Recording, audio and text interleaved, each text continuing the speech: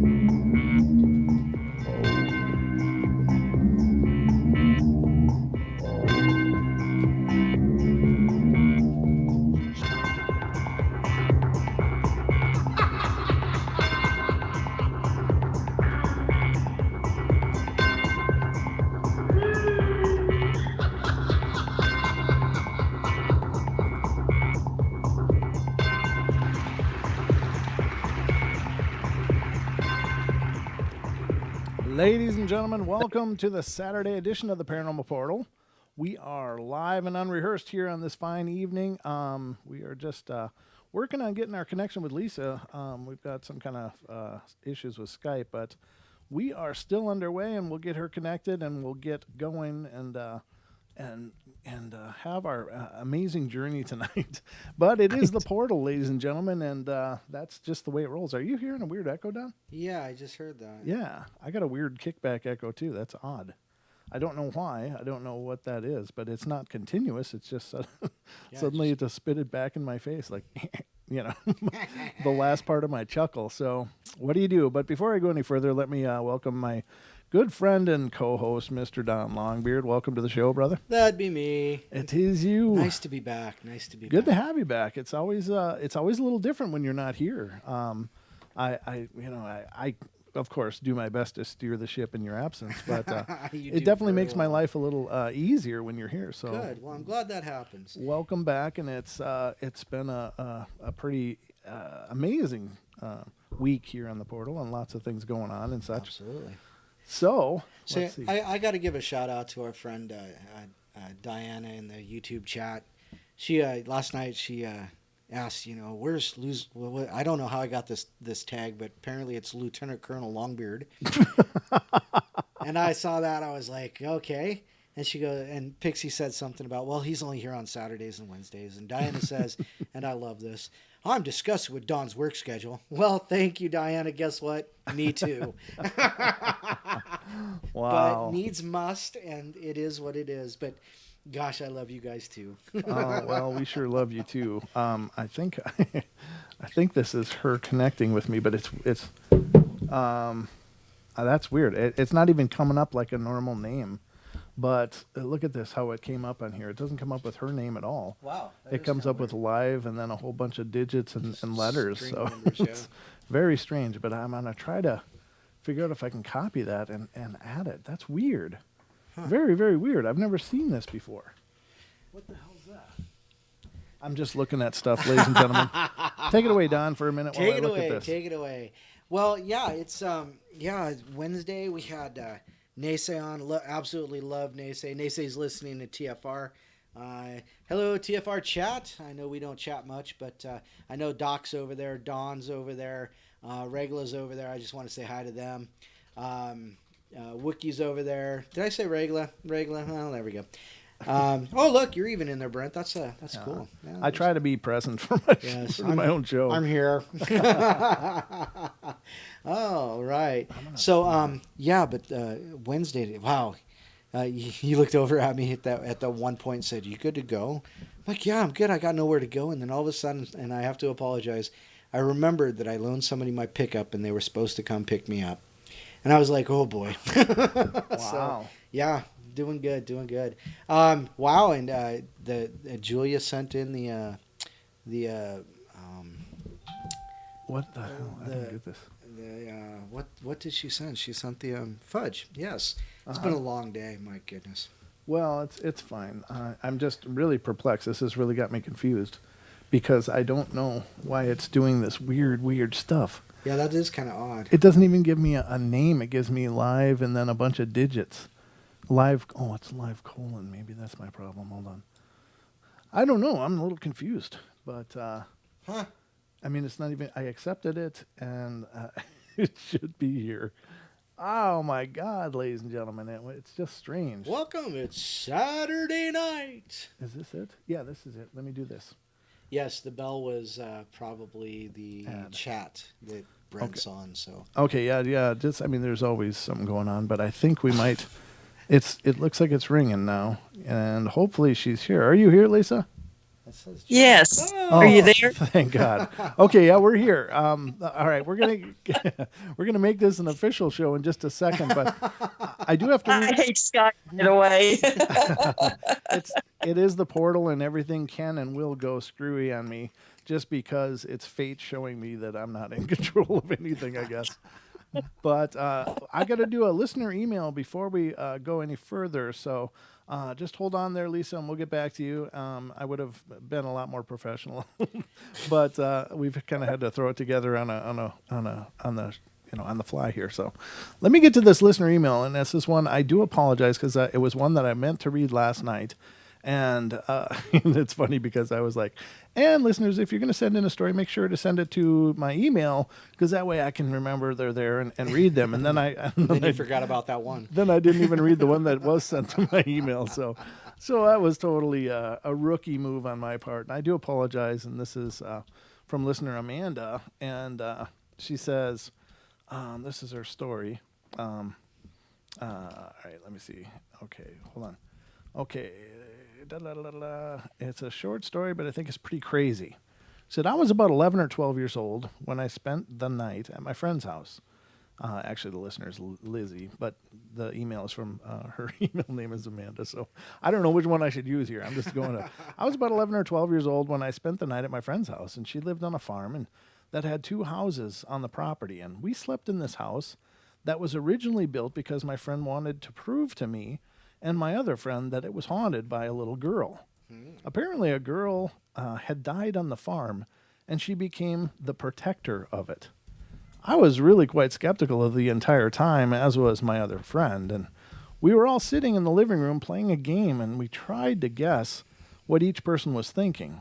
It started out as a total failure since our guesses were completely off, but we were laughing and having a good time nonetheless. Then my friend, who lived on the farm, grabbed my hands, closed her eyes, and told me to start thinking of something random. The first thing that popped into my head was a well-known phrase. Mind you, it did not indicate that I was thinking about this phrase in any way. Okay.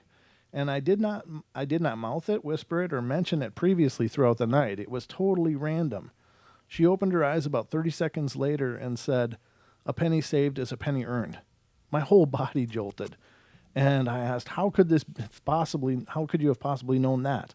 I was freaking out, and they were both shocked that she got it right. The energy in the room felt very uncomfortable to me after that. We tried to guess a few more times, guess more for a couple of minutes, but that was the only time something was guessed correctly. Looking back on it now, I wonder if the spirit hadn't sensed my skepticism. Maybe she was moved, or maybe she was involved in that guess. My friend never claimed to have psychic abilities, so none of it made sense. Nevertheless, needless to say, the experience changed my view of the paranormal world. And that is really cool. And, the thing is that I think we all, to some degree or another, have this, second sight or whether you want to call it intuition or psychic ability or whatever. And, and perhaps the atmosphere there was, conducive, and maybe you guys were just in a real relaxed state, and that just became much more open for your friend. Or, it could be, I suppose, possible that, the spirit could have communicated that to your friend on some level, because it's widely believed that spirits know what you're thinking. They don't need to hear words to know what's going on in your head, because we are, in our essence, energetic beings as well. So that is possible and very cool story. But thank you so much for sending that in. And I'm so sorry that I missed it last night. I don't know. It's just it's one of those things that I'd lose everything if I didn't have it in its place. And then even when it is in its place, I sometimes still lose it. So, but thank you so much. And ladies and gentlemen, if you have a story you'd like to hear read on the air, you want to share with our listeners, please email it to paranormalportalradio@gmail.com. But now let's get on to the rest of the show. And our special guest tonight, of course, is Miss Lisa Martin, who is an attorney, an avid paranormal investigator. She's involved with an incredible team out of Missouri, and they do so much. She's also a published author, having written books having to do with the paranormal. One of such books is called Haunted Joplin, and it's available in the History Press. But welcome, Lisa, to the show. Welcome back to the show, I should say. Yes, hi. I'm glad to be back. I enjoy being on before, and if the way things started, it should be an interesting show. That's how we roll here. for lack of a better term, that is definitely how we roll. I don't know what it is, but I guess I don't know how you feel about this stuff because well, of course you're very involved in the paranormal, but it seems the more you talk about a subject, the more that you magnetize things to you. And being that it is the Paranormal Portal, I'm pretty sure that we magnetize all kinds of things to us. No doubt there. If it can go wrong, it will go wrong, and it'll always be at the most inopportune times possible. So, but we got it all connected. We're here. We're going. So how's things been for you since you've been on last time? Doing really well. We had a very busy fall season. It tends to be a bid season for us. Mm-hmm. A lot of public events and so forth. And so actually we're sort of in our regrouping period right now. Oh, yeah. You kind of quiet down then for the holiday season? Yeah, a little bit.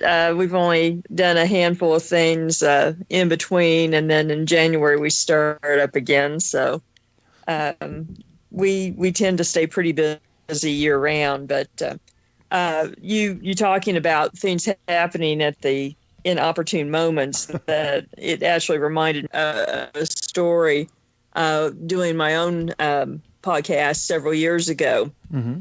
And when you talk about the technical issues of getting the call done and so forth, I had Stephen LaChance on, and he was talking about, he was writing his book on the 1949 Exorcist case, which was the basis of the Peter Blatty book and then the movie.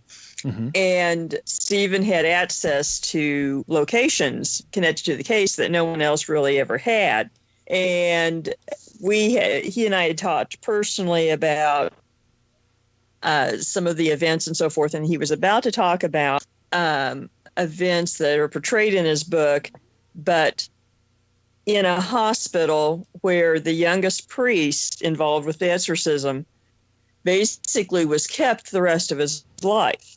And the implication being that he ended up being possessed. Oh. And so Stephen is just starting to talk about getting off the elevator on this floor, the room that he had been in, and at that point he had been dead for almost 20 years. Mm-hmm. And just as he's starting to tell what happens when he gets to the suite where they kept the priest, mm-hmm. There is this ungodly electrical noise on the line. Now, the interesting thing was we were both patched in through my producer, who was in Texas, who had initiated both calls. Wow. We get this big screeching electrical noise, and the line goes dead, except for the fact that I'm still talking to Stephen, and he's talking to me, but neither of us can talk to the producer. Oh, you're kidding. So it was as if something did not want, and we were out here in a loop, and we hadn't originated the call. Wow. So that kind of defies the odds, huh? Yeah, a little odd. So yeah, believe me, I understand when strange things happen. Oh, yeah. It's a constant here. There's always something going on, whether it be something falling, so, something in the room falling, or something, the line goes dead for seconds at a time or something. There's always something going on in the portal. And, like Brent said, oh, and by the way, welcome to the show. I was absent from the last chat, Brent, and you had. Oh, that's right. Yeah, you haven't met Don then, have No, you? actually, I'm Don. Hi, nice to meet you, Lisa. Nice to meet you. But it's always interesting, and Brent usually sometimes has a ghost app, your ghost app going. Oh, yeah. Sometimes that pops up with some interesting things too. But me being the skeptic of our team, I always chalk it up to electronics, because you know how reliable they can be. Yeah. Well, I'm not a big fan of any of the apps anyway. So Yeah. Yeah, the jury's still out on this one for sure. It has done some quirky things that seem to be relevant to what was going on at the time, but the thing that I do like, and I know some of those apps that are real popular are just programmed with random algorithms, and they'll just spit something out at weird times. But this thing has been running, every show for weeks now. No, actually about a month and not done anything. Yeah, not a darn thing. Yeah, so it does lend me to believe that something, at least something atmospheric is triggering it. I can't say that it's necessarily paranormal, but I know when we were, the studio was upstairs, it was doing a whole lot more than it is now that we're downstairs, which actually leads me to believe that it's probably because being up higher, whatever is triggering these things to happen is probably, has a better reception to the laptop that it's on than when it's down here in the lower part of the house. So, which is where the studio is now. It used to be in the top floor, and now it's on the bottom floor. right. So there is that. But I don't know. I mean, it's also a different location of the house, and maybe the upstairs is just a more active place. I don't know, but that's where we sleep now. So might not have done that one right. So, tell me about some of your investigations lately this fall. Anything really cool been happening? Well, we've been at a few interesting places. Most recently, a private location, and Wow, your connection is really close. You're really breaking up. But actually, we were referred in Catholic Church. Oof. Hey, Lisa, we didn't catch any of that. Yeah, it looks like You our meters are good, so our connection sounds good. Are you there? We are here. We're catching syllables and vowels, and that's about it at this point. I'm not sure what's going on, but all of my connection meters are looking really solid. How's your connection tonight? I don't know. Looks like it's. See, told you. I can hear you. Okay. But I don't know if you can hear me. Well, we can hear parts of what you're saying, like that last sentence I heard, but before that, it was literally like Wheel of Fortune. It's like, I'll take an A, I'll take a consonant. So and I do apologize. See, there I go. I mentioned the Catholic Church, and those things happen. That's wild, but yeah, it's a really, really sketchy connection for some reason tonight. But I don't believe it's on my end. I'm looking at all my stream indicators, and everything looks solid here. Is your connection pretty good? Yeah, I have 5 bars LTE, so okay. It should be great. Okay, I think maybe it's getting better. Maybe we just had a hiccup there. But please tell that story again, whatever you were just explaining. Well, most recently we were investigating a private location that we were referred to by the Catholic Church. The church felt it was more of a haunting than something that would be in their purview. And it's certainly stacking up that way, but one person in the house is being affected. Oh. And at first I was a little skeptical, just just had that feeling about it, but have so far had some interesting results, and it does seem to be centered in the part of the house where that person, their bedroom is, and where they are most of the time. So what I can't really go into a lot of detail at this point, but Sure. it's been kind of interesting just because one, the church doesn't refer things a whole lot, and two, it really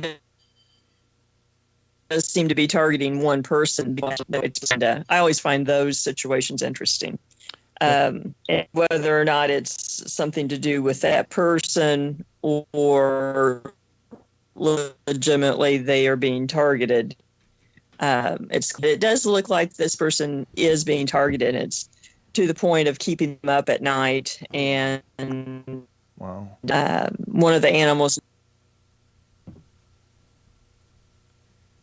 Did we lose her? Ah, Wow. gracious, it was getting good too. I know. Lisa's still there? Yeah, I think we might have lost her. Wow. Yeah, it did. You know, and she's right. She meant. Oh, there she is. She's coming. It looks. Did it cut out again? Yeah, Oh, yeah. It did. We heard about an animal, and then it just was boom, dead. And I'm glad you're still here. Huh. Yeah, very strange. I swear I mentioned the church and things go bizarre. So I should know better than that. Well, No, one of the animals is now being affected, but at the house. But wow. And our observation of the animal is that it is very, very calm and not excitable. So what appears to be happening doesn't appear to be the nature of the animals. Wow. But that, and we've been concentrating on public events at several locations, and we've been doing a series of events highlighting different mysteries and history of the area, the 4 states that we're in, and at local theaters and so forth. And so that's been a little different, not strictly investigate, just more educational programs. So that's kind of what I've been up to lately. Now, does that case seem more like a poltergeist thing where it's targeting one person, or do you think it's just a More of an Amityville kind of thing. well, yeah, I mean, well, you know what I mean though, because and I obviously I don't. Well, yeah, Amityville was more one very disturbed individual who decided to kill. Right. Family. Hey, Lisa. No, I mean, huh? I think what we may want to try, and this was just suggested by. Try reconnecting. Well, no, could you call into the call board and we'll just do this via phone rather than through Skype, because something's going on with the connection and That actually might work. Yeah. yeah. So could you call 833 TFR live, and I'll pick you up there and Okay, what's the number? 833 TFR live, or you can call 213-233-3998, and we will answer you there, and then we'll just do this as a phone connection. Okay. Say it slower, though. I just grabbed my pen. Sure, it's 213-233 233 3998. All right. Okay. Okay. Just connecting and I'll call you. Okay, sounds great. I'll be watching for you. Wow, this is, I want to know more. Well, yeah, I know that. And I know she can't really talk because it's an active case, it sounds like, but dang, it's like, tell me more. I know it's a cliffhanger at this point, It is. and perhaps it's still ongoing. I'm not quite sure where the investigation's at, but that's got to be the tough part, is identifying what the situation is, identifying who it's targeting, Right. trying to figure out why it's targeting. And there she is. Let's get her on the air. Hi, Lisa, are you there? Are you there? Yeah, we're here. Wonderful. Now we got you. Now you're stuck with us. Okay. Hopefully this lasts. Yeah, this sounds really good, and you know the sound quality is not quite as good as Skype, but at least we don't have the dropping packets or whatever, and it's you know you're getting into these stories, and Don and I are just sitting here going, Like, and then what, and then what? what's next? What's next? Tell me. We're just waiting for the next part. Dramatic pause. Yeah, we that's what I thought you were going for, but then there was like it was a really long pause. I was like, wait a minute, this is not Yeah, no. this is no longer theatrical. So, but now I didn't get your response. Do you think it's a poltergeist kind of thing, or do you think it's just more of a targeted haunting, or do you think it could be? I mean, what are you guys leaning towards at this point? And I know you can't comment too deeply about it, but I'm just really curious. Right. At this point, I'm kind of leaning to a haunting that, for whatever reason, is targeting one household member more than the others. There doesn't really seem to be a lot of indication of a poltergeist. You know, no extreme emotions, no moved objects, that kind of thing. But just a shadow person being woken up by being, you know, touched, and hearing name called, that kind of thing. Wow. And at first, the family member just thought that, you know, they'd been working too much or they were overly tired, that kind of thing. And then it's become a little more oppressive over time. And now a dog in the house seems to be reacting to something in that part of the house. Okay. Where we're never had before. And the dog is very, very calm, not excitable. Okay. We're going to go to our first break, Lisa. Hold that thought. We'll hold that thought and we'll pick it up on the other side. So don't go away, ladies and gentlemen. More to come here on the portal. That break snuck up. It really did, yeah. All right, we'll be right back.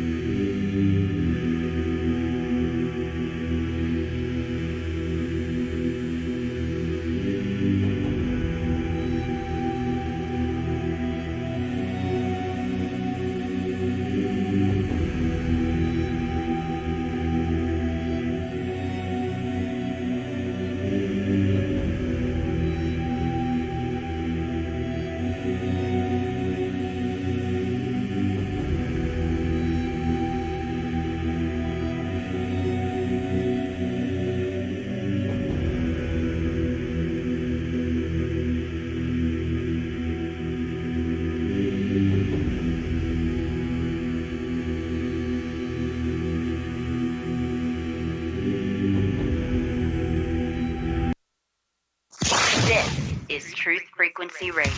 No hate, no hype, no fear. Real people, real radio.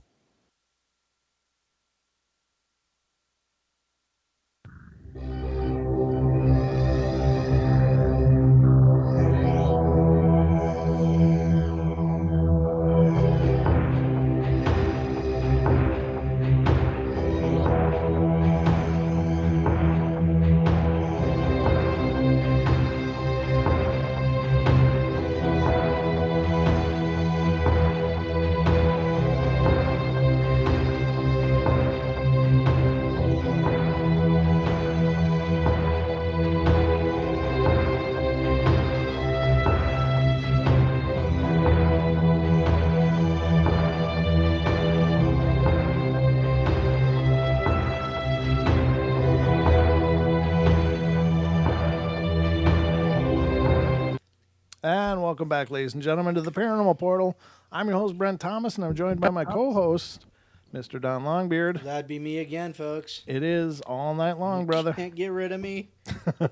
I keep trying, but he's like a boomerang. I'm here till the wheels fall off. Like a damn boomerang. No, I'm just kidding. It's good to have you back, brother. Thanks for Thank being you, here, thank and I appreciate your company and your assistance on these thank you. journeys. But tonight, ladies and gentlemen, we're joined by special guest Lisa Martin, who's a published author and attorney, paranormal investigator, and is involved in a group called Paranormal Science Lab, and I think she's involved in probably a few other groups as well. But the groups that they do, ladies and gentlemen, are really amazing because they do organize like ghost tours and ghost walks and things, and the proceeds of these events go to help maintain and restore and keep some incredibly iconic landmarks open and functional, and it's just a really cool thing. So Lisa, thanks for being here tonight with us on the portal again, and it's just a very profound pleasure to have you here. Oh, I enjoy being on the show, and it's fun talking with you, so it's my pleasure too. So.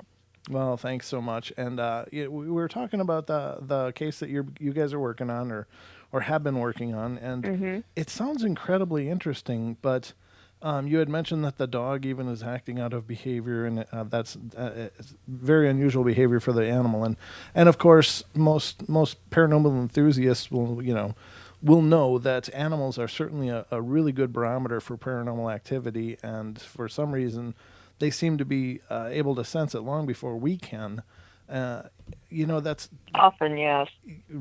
Yeah, and sometimes they even become the target of the attacks in some cases, and I think that's it's pretty incredible. But when you're setting up an investigation like this, one of the things I've been trying to do with the portal and having people like yourselves, and of course Dan Pruitt is another investigator that comes on the show, I like to get a feel for how you do what you do. So, for instance, you get contacted to do an investigation. What is your protocol when you're going into this? What do you do before you go on site, or how do you handle this, and how do you schedule this, and what kind of protocols do you guys observe in performing these investigations?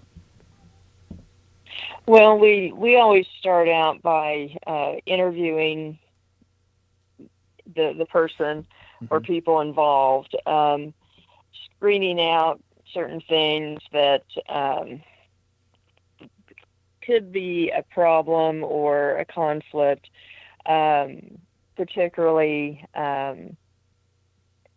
mental illness can be a big issue that can contribute to experiences, whether or not they're going through an emotional situation in their life. Say someone has just gone through a divorce or just had, say, a parent die or something. And if you have sudden onset of a haunting, say, corresponding with that, you really have to start asking discrete questions and determine whether this is something that they're going through emotionally because of their life situation, and also whether or not you have someone that is grounded, with a good sense of reality, because, and there are some that are just attracted to wanting a scary, violent experience. And so you kind of have to sort through who this person is, where they're coming from. And once you get through those kind of questions and feel like it's a situation that, that shouldn't be addressed by a medical doctor or a psychiatrist, or that you feel comfortable that you just don't have an attention seeker, then we go into more of the background of the situation, their background, if they've had prior experiences. Then we would go on site. We usually do a short interview on site, for one, to see if you get the same answers that you got before. Additionally, to observe the building, the home, whatever, and just progress from there. Over the years, I've seen people who, they want they want a full immersion of, an overnight investigation, and they want to be a part of it, like this second. And a lot of times that kind of situation, you have people who are, seeking attention for whatever reason. So we tend to be a little slower getting into it, and screen for various things. Then we tend to do a short investigation, review what evidence there may be, consult with the victim, the owner, and then make a decision of whether or not it makes sense to go further. A lot of times it really doesn't, depending on what you find or what their expectations or their fears are of what results might be. So, it really is a case-by-case situation. Right. How often do you come across the fact that it may be something more of the mental health issue or attention seeking? Do you find that happens a lot, or do you find that there's some credibility behind these in more cases than not?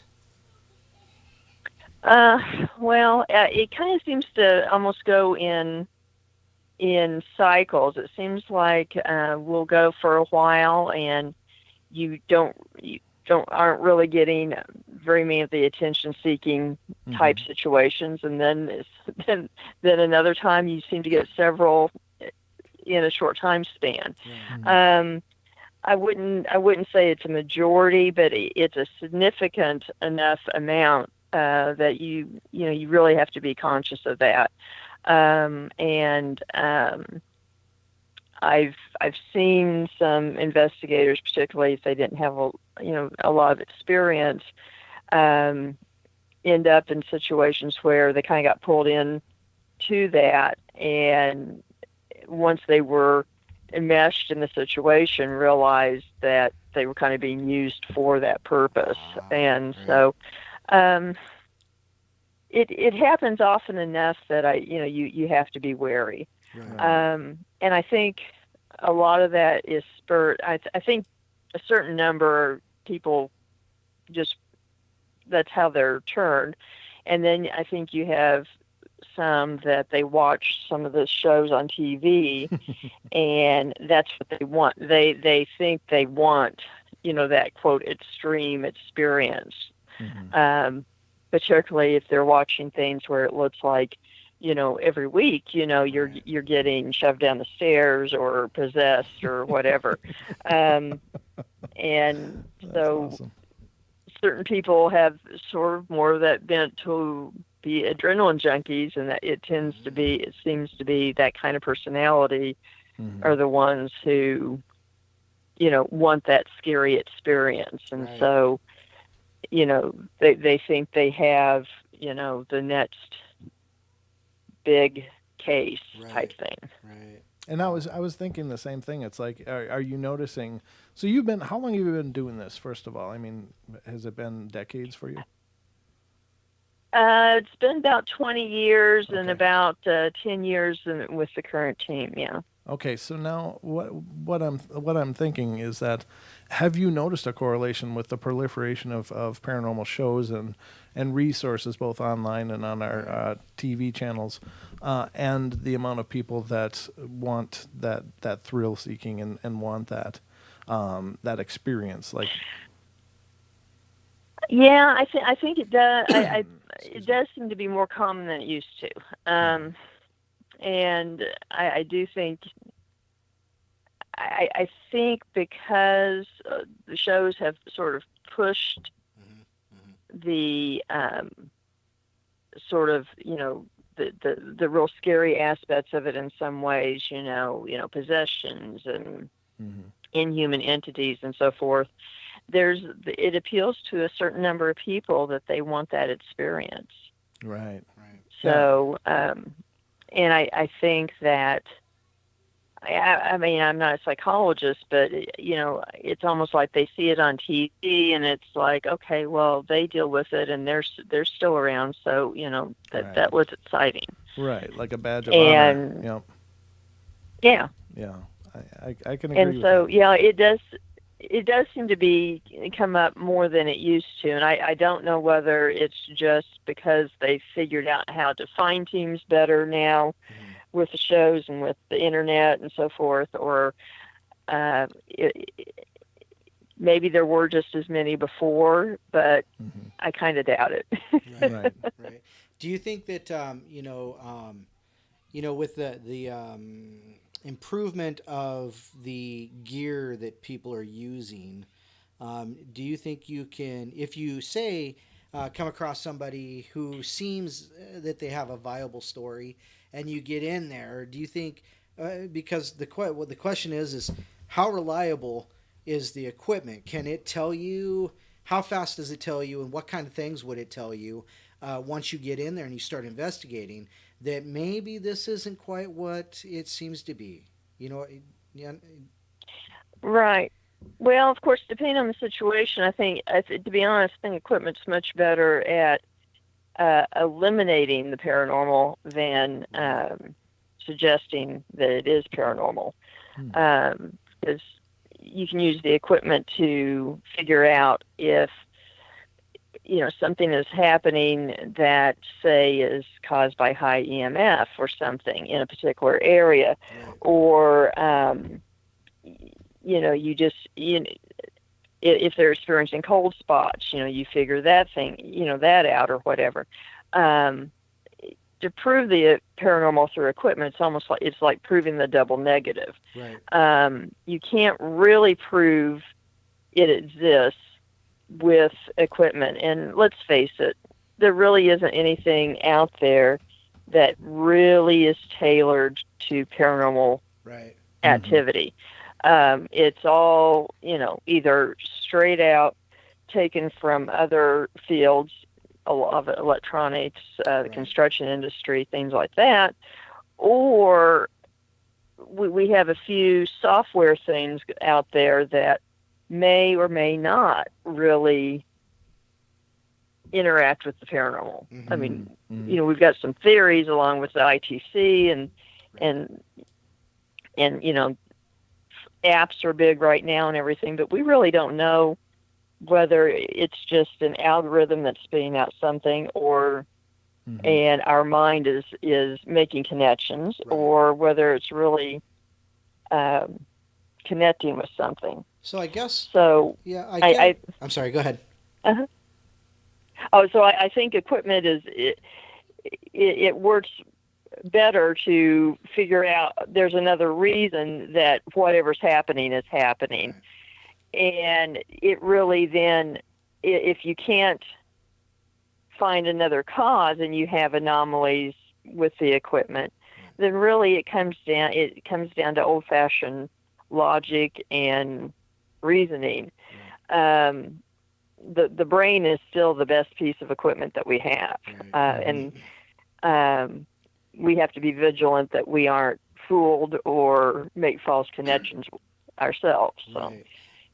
I think that's quite right. You have to ever be vigilant, because like I said, Brent tells a story about his TV, and I've told a story about my TV, and I've also told stories about my alien hand syndrome that Mr. Brent just absolutely loves. But you've got to really, you've really got to really rule out the electronic issue. Whether brownouts, power spikes, bad switches in TVs, and there's just a multitude of things, and you got to break it down to atmospherics, I would imagine, your EMFs, your cold spots, your, different things. And Brent also says, and most of my information about these things come from Brent and the people we talk to.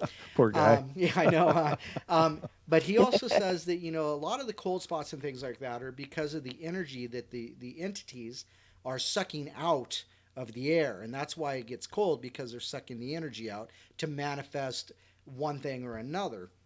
So, it really comes down to really, like you said, being vigilant and discerning and logical.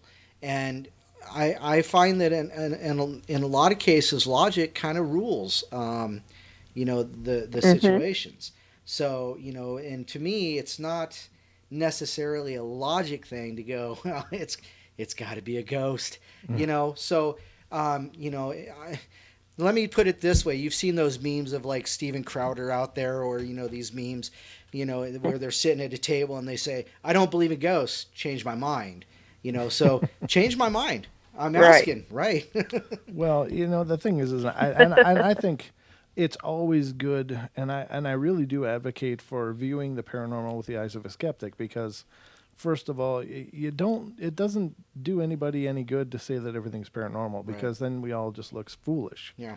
And when, Right. people are representing the field, they need to do it in a scientific manner, and they need to do it, utilizing all of the available data and find corroborating data points, like, the other investigator, Dan, who's been on the show a few times as well. He talks about getting EVPs, but also corroborating that with barometer or other atmospherics that can show anomalies, static fields, etc. Yeah. right. And so I think that is important. I don't want to be represented as saying every cold spot is a is a ghost, because I didn't mean to say that. But the idea, of course, being that they would absorb.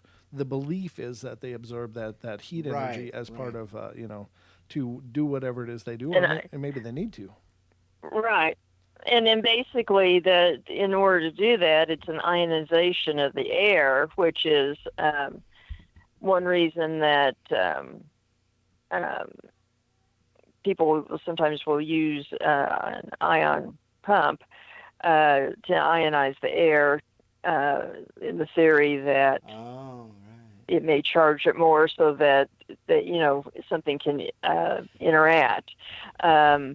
But unless obviously there's a draft or something like that. Right. But if it's temperature change, now if it's a hot spot, that's something different. But usually to get a cold spot, it's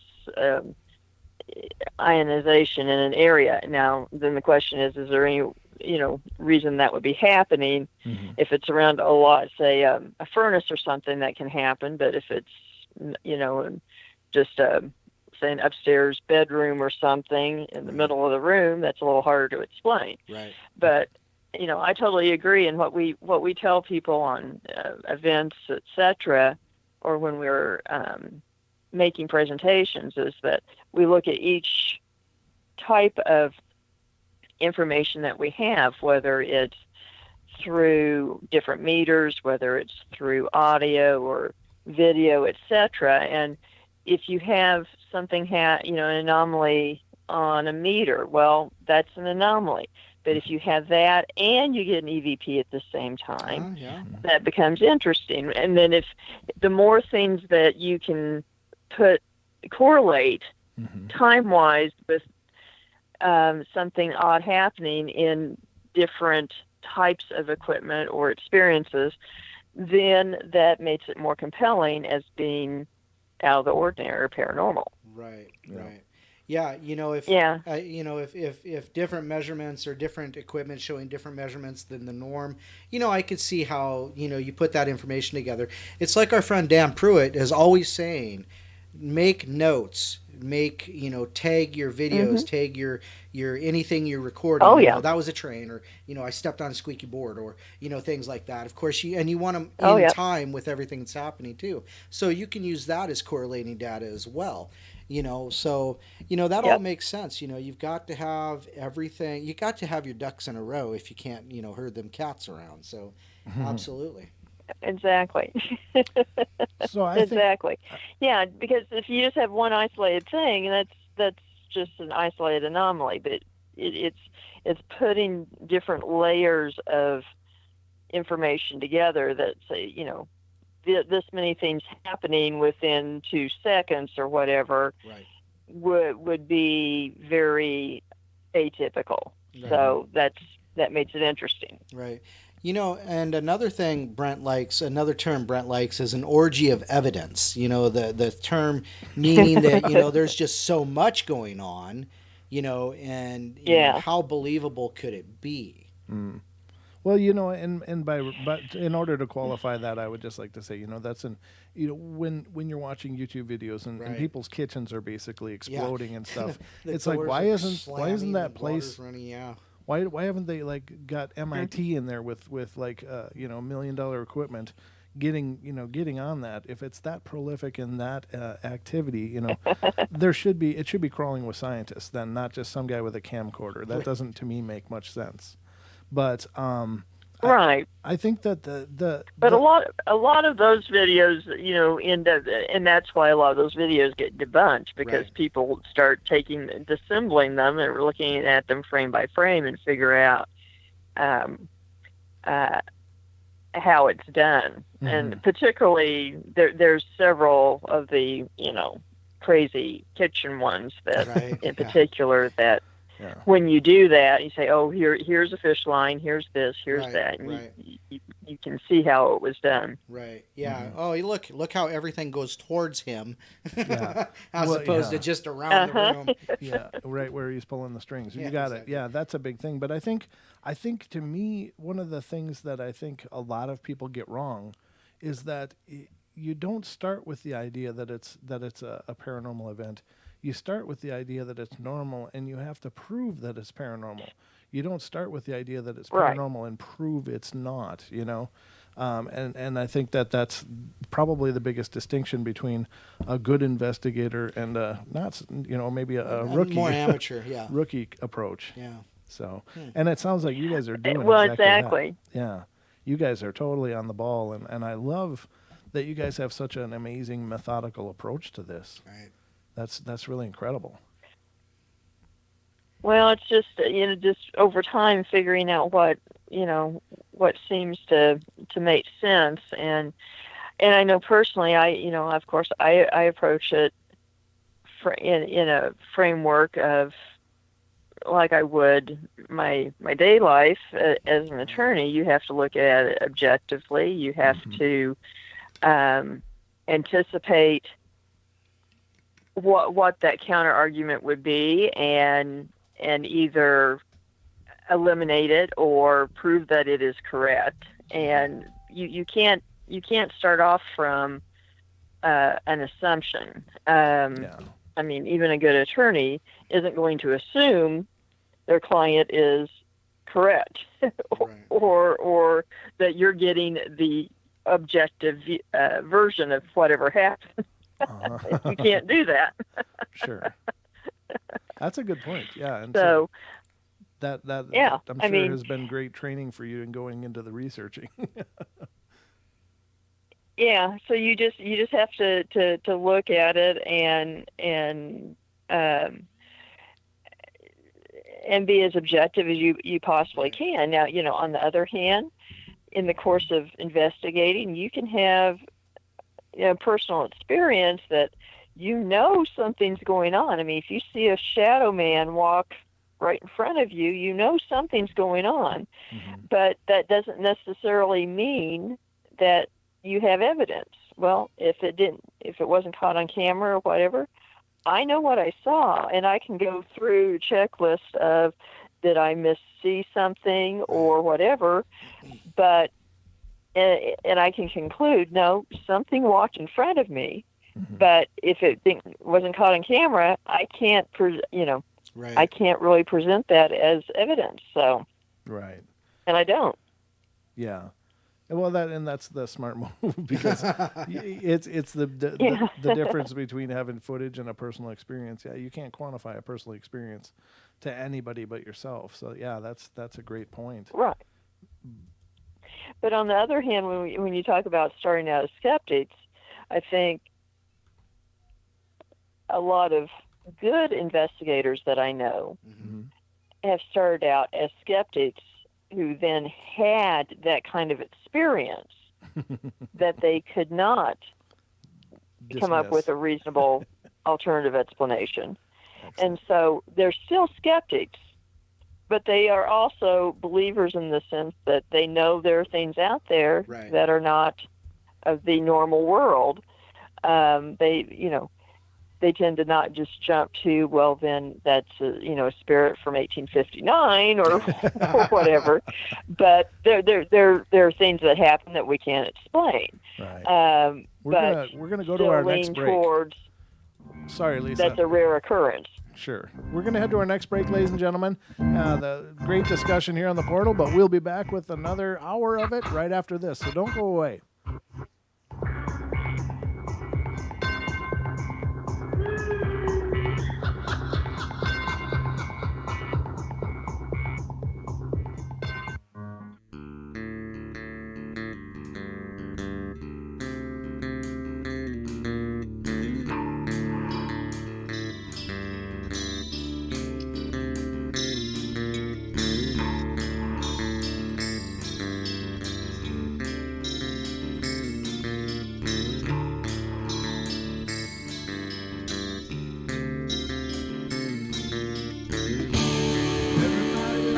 Play their games.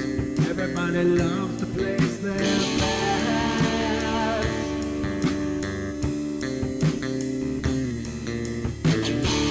They don't understand the price I paid. They don't care to comprehend.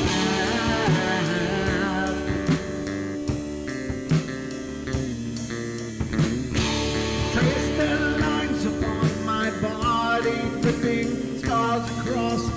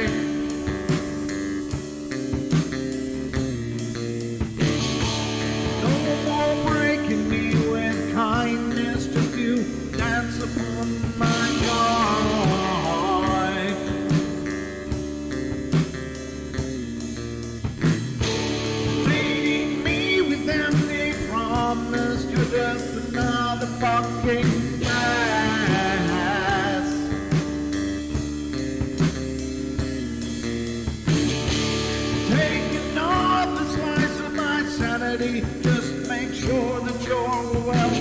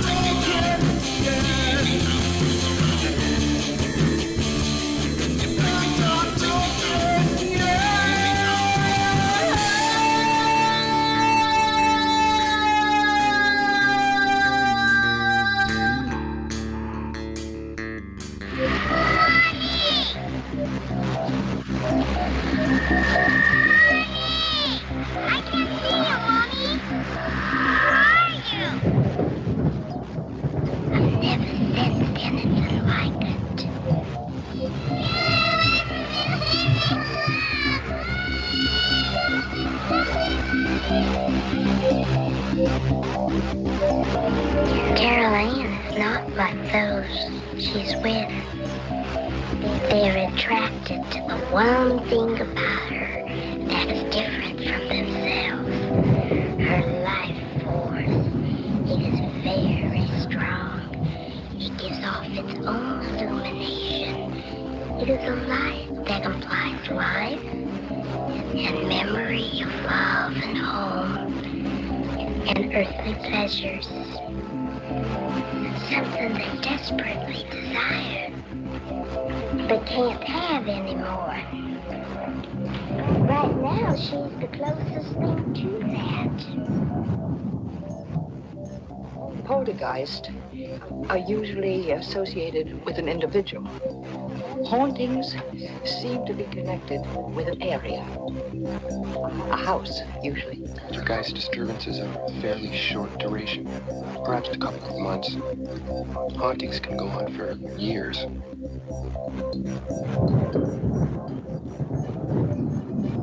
Ladies and gentlemen, welcome back to the Paranormal Portal. I'm your host, Brent Thomas, and I'm joined by my laughing sidekick, Mr. Longbeard. Gotta love him. Oh, he's been involved in the chat room. Oh, no. And there's always mayhem going on in the chat room. So that is the portal. But tonight, ladies and gentlemen, we are joined by Lisa Martin, an accomplished attorney, author, paranormal investigator, and now friend of the portal. Absolutely. She's it's just been epic. And Lisa, we got a question in one of the chats for you, and it says, "Have you ever been in a situation where you're researching but you felt like you were in danger?"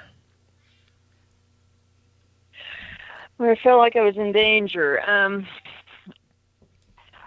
Well, I guess the closest that I've ever come to that is I did have an experience a number of years ago at it was a Civil War battlefield site, and we had been investigating that night, and we were getting ready to leave, and we were in the area that was furthest from the parking lot, and we were just starting to walk back to our cars, and all of a sudden, well, I had the wet blanket effect, which investigators talk about.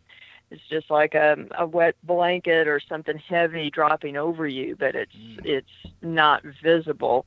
And literally, I was stuck where I stood. I could not move forward. Wow. So I called out to the rest of the team. Everyone keeps walking. They're still walking away. I'm starting to yell out pretty loudly. Nothing's coming out audibly. Oh.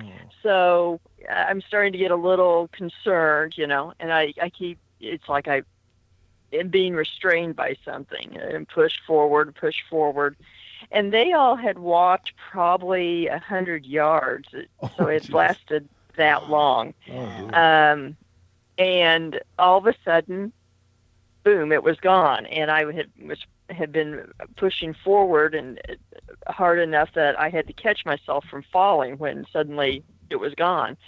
So I caught myself, and I just felt like someone was watching me, and I turned around and looked behind me, and a shadow man was standing there. Wow. And I could see the outline of a cap and what looked like a long barrel rifle over his left shoulder. Wow. And he was just facing me, and then he turned to his left, took 3 steps, and disappeared. And so, yeah, I was concerned at that point, but I just think they were evaluating or checking me out. And, I know other investigators have had that same type of experience. And at that moment, it is very concerning. I hadn't got to the point of panic or anything, but it's just like being in a bubble and you can't move. And yeah, that was a little concerning. I can imagine. I mean, that's got to be absolutely terrifying. Yeah. Yeah, no doubt. Huh. So, But uh-huh. other than that, I've been startled, but I've never felt, like that I was in danger, other Right. than perhaps that time. Wow. Yeah, that would be pretty creepy. Another one of our chatters asked the question: have you ever lost time on an investigation? Yes, Mm. time slippage, time loss, and I've seen it happen different directions. I haven't experienced it myself, but I've watched other team members experience it in Oh, front of me. wow. Wow. And particularly one location that I can think of where it's happened several times. And it's a 1840s home, had a lot of history connected to it. But I've even seen to the point of an investigator walking in with me and another investigator out from the back, through the back door, walk through the house, and he turned and walked into the parlor and sat down in the parlor. And the other investigator and I just walked across the hall to the dining room across the hall. And I don't even remember why or anything. And, 2 or 3 minutes later, we walked back across the hall. And he's sitting there, and he gets very angry, and he wants to know where everyone else is. And, there were a couple of team members upstairs, etc. Well, explain that. Well, where have you been? Well, we just stepped across the hall. And he swore that everyone had left, and he'd been sitting there for hours by himself. Wow. Oh, wow. To the point, and he was so convinced of it that he would not speak to the rest of us for the rest of the night, because he thought we were playing a game or playing a joke on him. Right. And then I've seen at the same location other people where they thought that a couple of minutes had passed, but maybe it was an hour. One in particular, someone had decided to walk around the perimeter of the house, and they thought they had been gone 3 or 4 minutes, and they'd been gone. It was over 45 minutes when a couple of people went to look for him. Wow. And he thought he'd only been gone 3 or 4 minutes. And so I've seen it happen both directions. Yeah.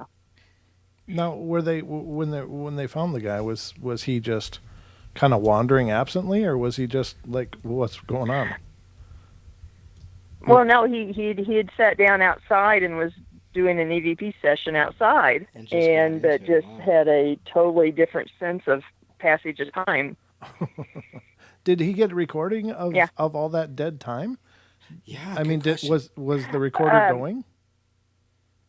Yeah, the recorder had played, had recorded for the longer amount of time, and he was baffled because he was awesome. sure it had just been 3 or 4 minutes, Wow. And he never could, reconcile that with himself, because he was just convinced. Wow. But then, of course, the other fellow had been absolutely convinced that everyone had left, and he'd been there for, hours and hours by himself. Yeah, I have seen that in 2 or 3 locations, but one in particular I've seen that happen several times to different people. Do you have any idea of what's going on in those situations? I mean, is it just a flux? Is it a dimensional kind of thing? Is it a portal? Yeah. That's where I was going next. Yeah. Is it what? Do you guys have any floating theories about what this is? Well, we tend to kind of lean to the views that quantum physics are developing at this point, that different points in time can interact. And what I really wonder there is, because there's been a lot of history there. There's been many deaths there from illness, from war, all kinds of different things. But I really wonder if it's a matter of, for whatever reason, they tap into, that continuum in time, and somehow they're experiencing passage of time differently because of it.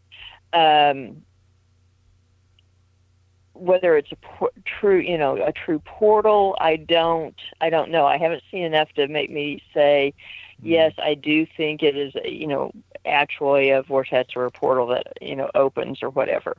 But there definitely is something about how space and time interacts in that area that so far doesn't have a good explanation. That is really epic, and that's really an exciting kind of find, especially if it's a phenomenon that seems to be repeating. Right. And I don't know how many times have you been at this location versus having had these experiences with your team? Oh, well, I mean, we have been there thousands and thousands of hours actually over the course of 10 years, but and no, it doesn't happen very often. I'd say it's probably happened 4, 5, 6 times total, but it's happened to different people. Oh, wow. And it's not the same experience. It's not like, a loss of time each time. It's, you have the ones where they almost feel like they gain time. And so that's what is really interesting to me, is that the experience isn't the same all the time for people. Right. That is really curious, but it's really cool. And it just, to me, it's extraordinarily exciting that this same phenomena does repeat at this location, and could, it's my belief, Lisa, and you can tell me what you think of this, but my belief is that and my listeners are probably getting sick of me saying this, but I'm going to repeat it anyway. It's my belief that the paranormal isn't just the glitches in reality. It's not just where things go sideways. To me, they are incredibly profound events that seem to demonstrate a more fluid, dynamic nature of reality, and that, one of the reasons they occur is just to maybe show us, look, there's more. There's so much more, and give us cues of what to look for and what to look into. And when I hear something like that, that's just like, wow, that could be absolutely revolutionary in helping us understand space, time, and in conjunction with quantum mechanics and et cetera, et cetera, et cetera. It's just it's incredible. Well, I do think it's a matter of, as they've not come up with a unified theory, because what seems to, what works on the large scale and on the quantum level, it breaks down. And so they just haven't figured out those answers yet. But what quantum physics is pointing towards is that all points in time exist simultaneously.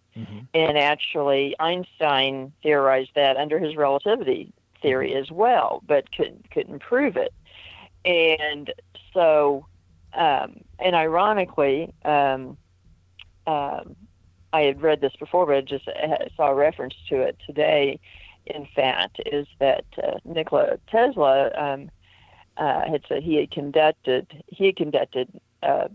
time experiments and had experienced simultaneously past, present, and future. And when he was writing about that, that was, decades and decades before quantum physics came up with the theories that all points in time exist simultaneously. Wow. So, I think it's a function of time and space that we haven't figured out exactly the mechanism yet, that at times we get a better view of how it's fluid and interacts. And but most of the time, either it doesn't happen, or we are preoccupied with other things and don't notice it, or whatever. Yeah, that's the thing. It could be an incredibly common occurrence, but we just dismiss it because we're maybe not paying attention. And it's it's that whole walking into the kitchen and not remembering why you're there kind of thing. It might just be that mundane. Exactly. Yeah. And I do that more than I care to admit. But Right. Hey, we have another person in our chat asking, what kind of equipment do you use to determine if it's a haunting? What kind of equipment? Well, okay. What equipment that we use most often? We use high-end audio recorders. We use various still photography and video, um, including full spectrum, high speed, etc. We do use some meters to get baseline conditions, as well as just looking for changes. We do look at EMF. EMF can be very fickle, though, because you have to be very careful figuring out why you might have a fluctuation. We look at static fields. We look at pressure, other weather conditions. We try to have an idea of what the geology is in the area, whether there's underground caverns or Right. rivers. Right. In our part of the country, we have over 7,000 caves in our state. So underground rivers, lakes, etc., are very common, and that affects their big conduits of energy, of electricity, etc. So knowing what's under your feet can be very important. And so those are the kinds of things that we generally will use and look at. Now, another thing, as we've mentioned our friend Dan before, he's really partial to like a starlight type camera that's using just the ambient light, and it's the one he has, or the one I've seen his YouTube just really pops when lights are out, it's dark, and it's just, you can just see so well. When you're talking about cameras and full spectrum and IR and things like that, what do you feel that one is more reliable than the other? It's kind of interesting. I mean, of course, for video cameras, sort of the default is IR, because that's what's developed for security systems, etc. Right. And other applications for night vision. I actually prefer UV. I like to use UV illumination with full spectrum cameras. And of course, UV is at the opposite end of visible light from IR. Right. And we've actually had experiences in locations when using IR illumination, with getting EVPs saying things like lights no, lights burn, things like that. Oh, wow. And when we get that, use UV, we've never had that kind of EVP or indication when using UV. And of course it comes down to the wavelength, and short versus longer, and so maybe that has something to do with it. IR is actually what is in sunlight that we even though UV causes sunburns, what we perceive as heat in sunlight is from IR. Right. And then just past IR is microwaves, and we know what microwaves do. Yeah. And so, my theory is that it has something to do with the wavelength, and that that may affect the manifestations, entities. Whatever we're dealing with, the type of light wavelength may interfere with interaction or whatever. Because like I said, I've never been able to explain those EVPs any other way. Switch out the illuminators, and then we wouldn't get that. So Wow.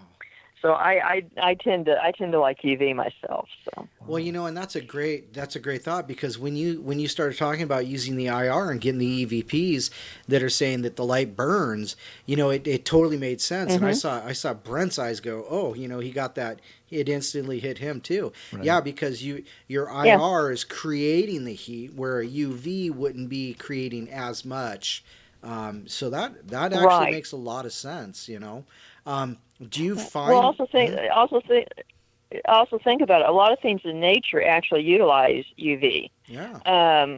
Insects and so forth. Right. Plants utilize UV and phosphorus. Energy. Yeah. For energy sources. Yeah. And so, but as far as I know, nothing in nature utilizes IR spectrum. Wow. That's a great point. So it is. There may be something to it. I don't know. The common sense here says, wow, that's actually kind of enlightening. That's incredibly So, insightful, and I've never heard of that before, but that is so powerful that you have captured EVPs that say it burns, and it certainly corroborates what Dan has said too, that he's always hesitant about producing more light into a scene, and that's why he prefers the starlight cameras, because Right. it doesn't introduce any other wavelengths or elements into the scene. It just gathers what's there, and less contamination. Right, yeah, and so that's really, really, really Right. cool. I mean, this is just this is just groundbreaking. What you just said is really between you and Dan. It's like, wow, you guys have just. You brought so much to the table in just a few episodes, and Yeah. it would be really cool to get you both on for an episode sometime too, just to, hear what you both would have to say and share ideas on a show. Sure. I've been Be happy to. I've been exploring the idea of doing some roundtable shows, Yes. and I've talked about having our group of psychic friends on to discuss spirits and stuff. But I think we could do that for the investigators as well. Because we've got a couple in the chat. Yeah, MCAT is an avid listener and contributor to the show. His name is Mike, and he's a paranormal researcher as well. Yourself and Dan, and to have just a roundtable discussion about these things, I think could be just really cool. I think that'd be just cool. So if I do put that together, are you on board? Sure. I'd be Okay. happy to. That would be really cool. Now, on your team, what does your team makeup look like in general for when you do investigations? Right. Do you have specializations on the team as far as professional specializations, or is it just people that are interested in doing very thorough investigating? It's more people who are interested in being thorough, investigating, and conversant in all aspects of it. I mean, at different times we've had different sort of frameworks, where, we had, specialization broken down, and over time and with the composition of the team that we have, it's more of an interdisciplinary approach. We all are involved in all aspects, and that seems to work for us. That's incredible. Now, we got about 2 minutes before our next break, so I want to give you a little warning before we go into this, because I've kind of railroaded you right at the end, like, okay, we're going to go to our break. So I feel really bad about that, because I think I'm failing as a host when that happens. Yeah, you're fine. I just get involved in the conversation. Absorbed in it. It's like, wow, in the last 15 minutes has been really boggling, actually. So it's awesome.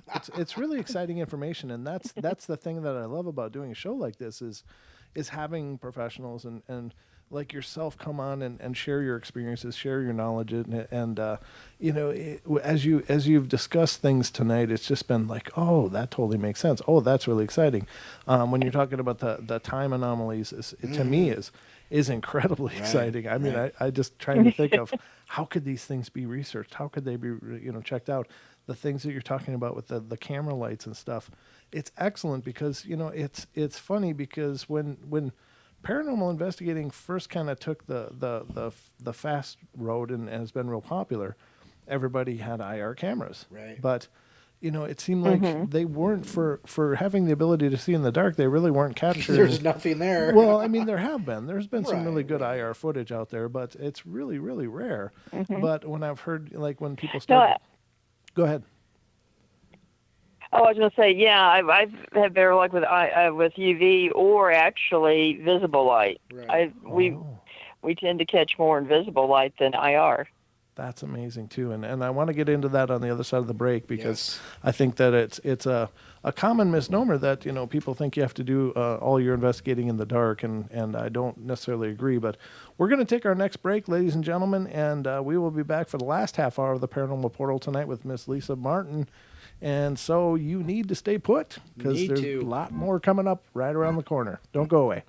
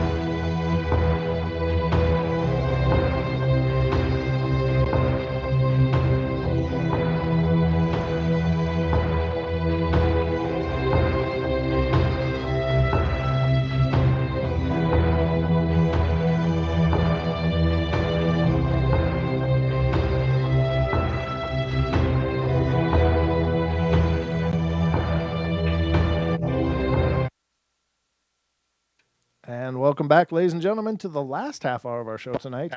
It is just moving along at a record pace, but it always does here on the Portal. It's been an epic show with some amazing insights and information, ladies and gentlemen. And I'm just absolutely thrilled. I was telling Don on the break, it's like, wow, that information came out on our show. Yeah. Because I've never heard that stuff before, Lisa. And ladies and gentlemen, tonight we're joined by Lisa Martin, who is a paranormal investigator. Her group on Facebook is Paranormal Science Lab. And you can certainly keep up with her work there, but just a really amazing group, first of all, and you are so involved in that, and you're always posting things, and the information keeps coming, and I really got to hand it to you because your page is always full of great and new and really cool things. Oh, thank you. Well, we approach it that if one of us comes across something we find interesting, then we post it because we figure that if we find it interesting, someone else might as well. So Yeah, absolutely. Definitely. And it's really cool because I like it when you guys also showcase what you've been doing. But is there anywhere online that people can view some of the evidences such as video and such, or is that in your group too and I just haven't found? Okay. Well, there are some videos on the Facebook page under video. Okay. But our YouTube channel is Paranormal Science Lab, and there's some up there too. Oh. We've got a bunch that need to go up that we never seem to have enough time to get up, but sure. We tend to be pretty picky about what we put up because, if we put every EVP up, there'd be, tens of thousands of them up there. And we tend to put things up that kind of have a little bit of that wow factor when you hear it. So, the wow factor. Gotta have it.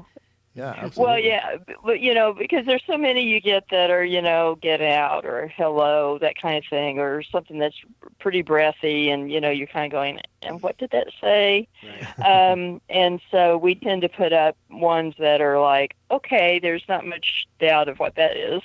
So definitely Class A. And, yeah. Yeah, that's really cool. And even then we are behind putting stuff up, but, there are some pretty interesting ones up there. Wow, yeah. That's really cool. Now, Don, you said there was another question from the chat? Yeah. Naysay was asking, do you prefer analog or digital? And I'm not quite sure if he's talking about cameras or audio or visual, and I'm not, but anything. Yeah. To be perfectly honest, we'll start with audio. There are some analog older systems that are very good, especially track systems. They, it's getting harder and harder to use those and keep them up over time. Right. I really haven't found an issue with digital audio, and we tend to use high-end recorders so that that are in the range for studio musicians. So the quality's really good, and so I haven't had any problem with digital audio. When it comes to photography, analog, old school film, etc., there are more things that can go wrong or affect an image in the processing. On the flip side, digital obviously is easier to manipulate, editing or photoshopping, that kind of thing. Right. But if you're adept at it, you can also view and tell whether or not it's been altered. And we work with several different professional photographers as well, that sometimes someone will send something in to us or whatever, we'll have them review it. Or if we get something that we can't really explain, we'll call them in and say, hey, Can you recreate this? Can you, what happened, Right. And then if we, those are the ones that are interesting when we get the professional photographers going, I can't recreate that. Wow. And so, yeah, there are issues with digital photography, but photography has always been manipulated. There was spirit photography in the 1800s. So it's always been a matter of coming down to credibility in the ethics of the photographer. Right. And so you have to do everything you can to eliminate those kind of questions. And a lot of times, the more camera angles, the better for that reason. Because if you can cover something from multiple camera angles, then that eliminates a lot of those questions. Right. It doesn't always work that way, that, something happens where you get it from multiple angles. But, short of having a system that you literally can cover every possible angle, which most of us can't, afford when we're doing this as a hobby or a part-time situation, that you just do the best you can. Right. I've talked about physical mediumship before, back in the 1920s, the early spiritualist movements and things like that, and how, Eve C., one of the most famous, I believe she was French, physical medium, how she would supposedly manifest these beings into the room and things like that. And, so, yeah, I really question that kind of thing, those older ones, really skeptic, because it's been proven that she's used like the pictures of Woodrow Wilson, and she's, colored in like beards on his face. And she's also had one of the bellhops from one of the hotels step in and actually walk around the room, and then all the weird stuff she did after that. She did a lot of weird stuff.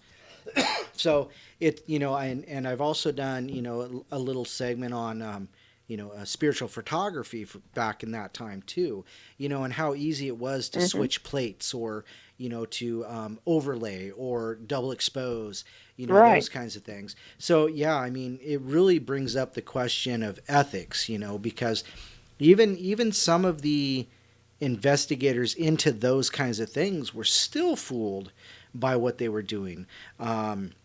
So, your ethics of the person capturing the information, gathering the data, the evidence, and even today, we still have to look at it with a grain of salt, a skeptic eye, and I'm just, I'm on this journey with Brent. Brent's a believer.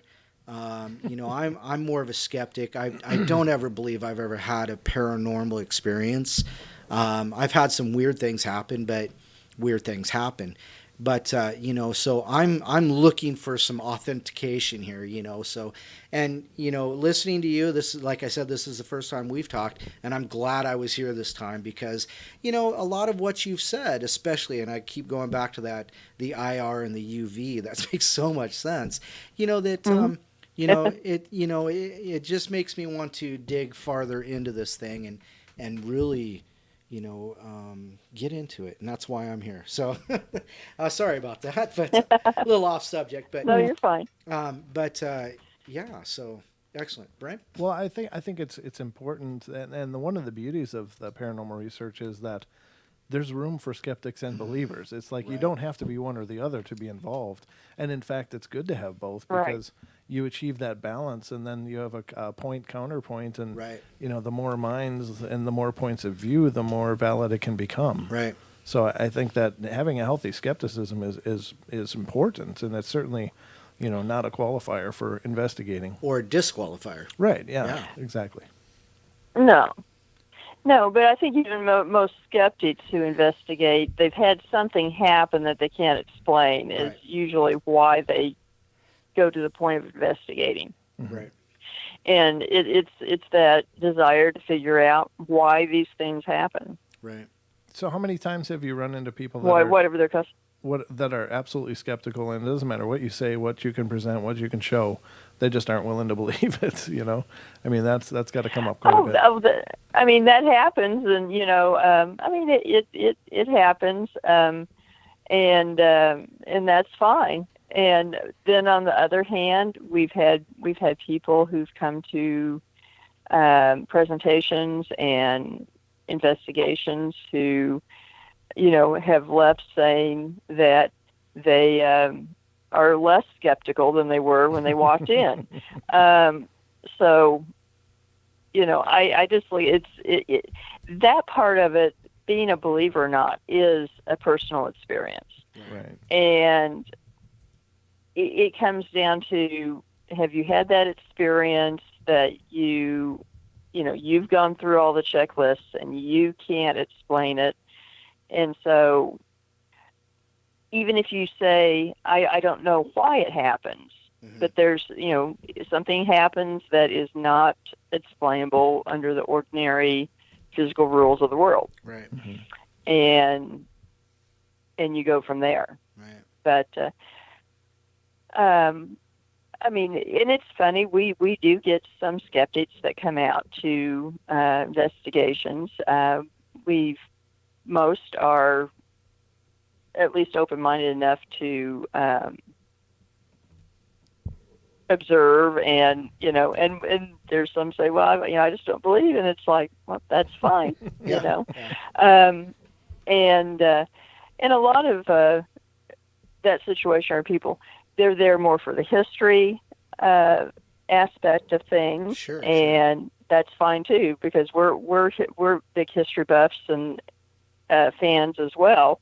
And so it kind of goes hand in hand, really. And so if they aren't convinced, that doesn't change anything. And we still have skeptics that they come out regularly to events and they follow us, etc.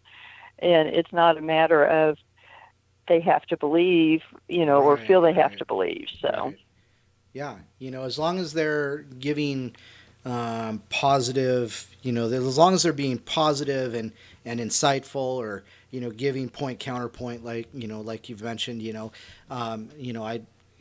long as they're not being trolls about it, and certainly that's not my job. Yeah. My job is to pick people apart, but I don't do that very well because I don't like doing it. But I certainly give my 2 cents worth, so, Sure. I haven't figured out this particular interesting question yet, and hopefully you would share it with us. What got you? What is the event that kicked it off for you? Well, I grew up on a farm that we had no idea at the time, but I mean, decades later found out it had been the site of multiple Civil War skirmishes. Oh, okay. And a few odd things happened there, and one in particular would be a shadow person. Oh, okay. In the part of the house that actually my bedroom was in, Oh, wow. that seemed to be more in a uniform, never interactive or anything, just like stand there staring, and actually where he would be and where he'd be looking would be perfect for someone on a lookout. During any fighting that would have happened there. Right. And I had that experience. Other people had that experience, and some didn't even tell each other until we were, adults. Oh, gotcha. And so, and my parents were very, very much skeptics, and so it was like, okay, something happens here. Don't really know, but so even as a kid, I was interested in the subject, because it's like, okay, this happens, and sometimes you would hear, there would be, you would hear a conversation, but no one would be there, kind of thing. Right. And it's like, so it created an interest, but, I went on, went to school, started family, had other things on my mind. And so the incident that really sort of propelled me this direction was years later, moving back to my hometown. and my ex-husband and I were looking at a house to buy.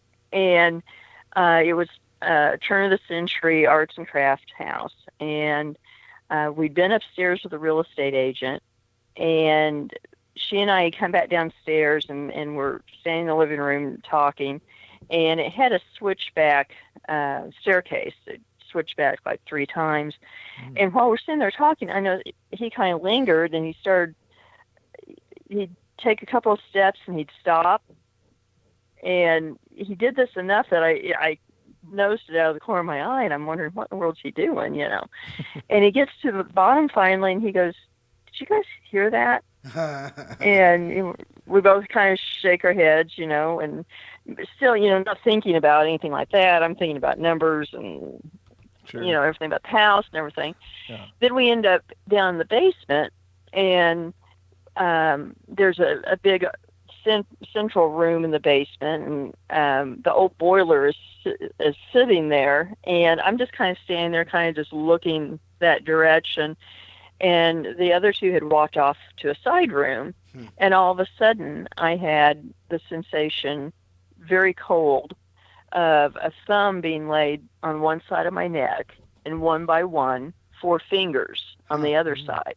Okay. Wow. Someone gripping my neck from in front of me. And then the sensation went through my neck, out the back. Wow. And I was like, okay, this is a little close to do my laundry down here, because like literally you had the boiler and the washer and dryer hookup were right next to it. And I'm like, okay, you know, that's a little weird. Right. And so I walk over to the room that they're standing in, just in time to hear the agent go, "Now, I don't know what this room would have been used for." And I walk to the door, and as soon as I walk to the door, I see blood running. Oh. And I look in, and well, I just get that vision. Right. And there's one wall of old apothecary cabinets, 7 very large metal sinks. Wow. And the largest drain in the floor that you've ever seen. Surgery. And I just looked at her, and I said, "I'll tell you what it was. It was the embalming room." And I turned around and walked up the stairs. And I can still hear her high heels clicking on the concrete, chasing after me. And she's going, well, I guess I should tell you this was a mortuary in the 1920s. Well, gee, gosh. And ironically, we ended up buying a house that is a block and a half away. I live a block and a half away from it. And no one tends to stay there too long, over 2 or 3 years. And I've actually on an event that we did a couple of years ago, we had a couple there that, in the course of talking, they started talking about a house that some of their relatives had owned back in the 80s.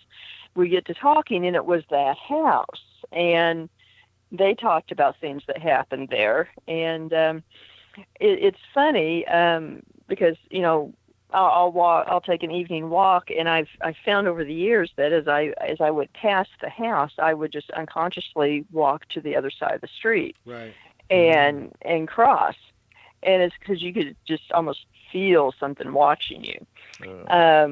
But my experience apparently was not much different than these people's relatives' experiences have been. So that was the incident that really got me interested in researching and then investigating and writing. Yeah, I bet. Yeah.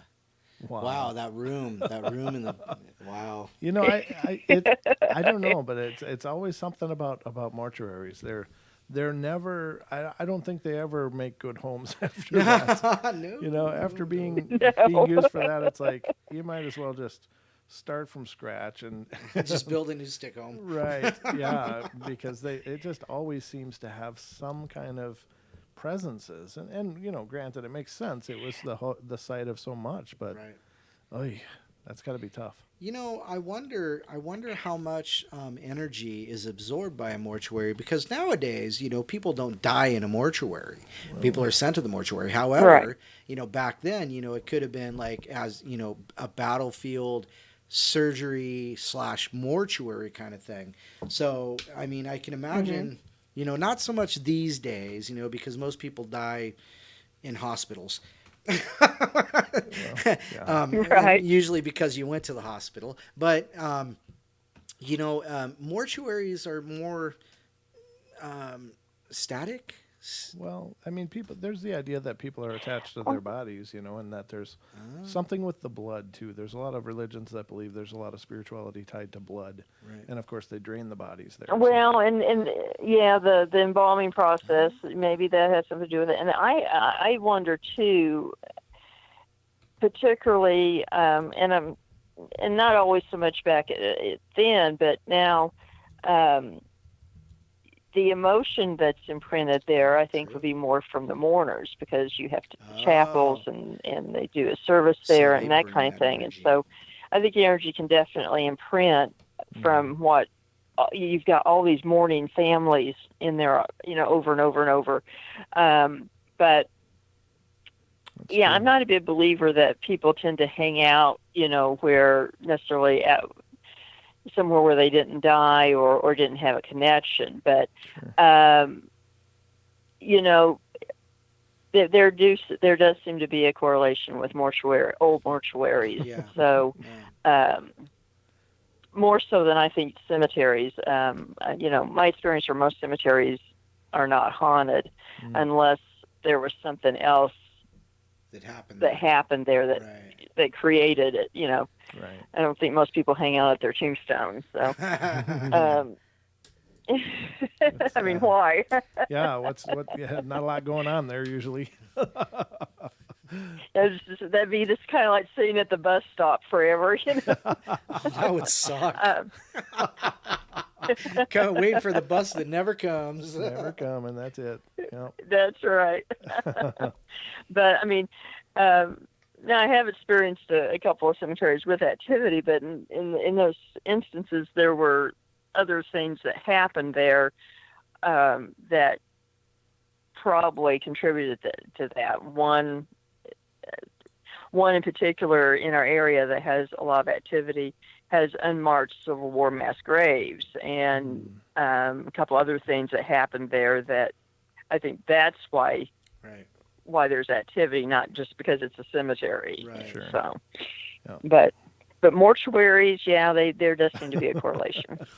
So Lisa, we got about 3 minutes left, and I definitely want to give you a chance to let everybody know how to stay in touch with what you're doing. So Pimp your info. Okay. Well, probably the easiest way is on Facebook. The team page is Paranormal Science Lab. I've got a page, Lisa Livingston Martin, author, as well. And you can message us, and contact information are on the pages. As far as books, you can find me on Amazon, Barnes and Noble, all the major book sites under Lisa Livingston Martin. And I write about history and the paranormal in the Midwest. So Excellent. That's really the best ways to get hold of us. So. Excellent. Hey, are you part of the Kindle Unlimited with Amazon? Some of mine are, and some of them aren't, Okay. and that's up to my publisher. So yeah. Okay. I'll have to check those out. well, thank you so much for being on the show, Lisa. It's been an absolute pleasure, and it's been I will be in touch with you because I really Yes. want to put together that roundtable episode and have all of you investigators on to discuss things, because it's just brilliant information, and having each of you on independently has been amazing. So I just imagine what we could discover as a group. So, but I will be in touch. But ladies, I'd be interested. Oh, thank you so much. That'll be epic. Yes. But ladies and gentlemen, thank you so much for being here. Stick around for Beyond the Veil coming up next here on TFR, iHeart, TuneIn, and TalkStream Live. And I will be back tomorrow night at 7 p.m. Pacific time and doing a bedtime stories from beyond as usual. But we love you all. Be good, be kind, be nice. Take care of each other. And love you. Don, what do you got to say? You got something to close with? Just thanks for being here. Lisa was great to have on. And we'll see you next time. Just quick and simple. Well, we still got to send in love. 20 seconds. So well, I can kill 20 seconds. Kill it, That's Don. not a big deal. Take aim, fire. Okay. Never mind. All right, guys, we love you. Make sure to spread the word about the portal to everyone you know and love. And if you don't like them, like, share, and subscribe. Then just never mind. Just like, share, subscribe and subscribe. So we'll talk to you guys tomorrow night. Be good, and I'll see you soon. Bye. See ya.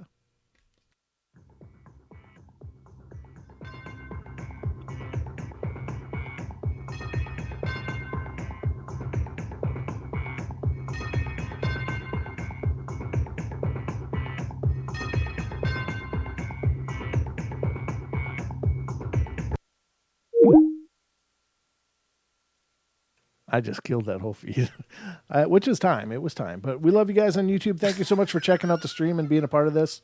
As always, you guys are great. I'm sure glad I'm not picking my nose. Yeah, Don, we're back on camera. Didn't know. Had no idea. Don't touch anything inappropriate. All right, guys, we love you. We'll see you next time. Just my jugs.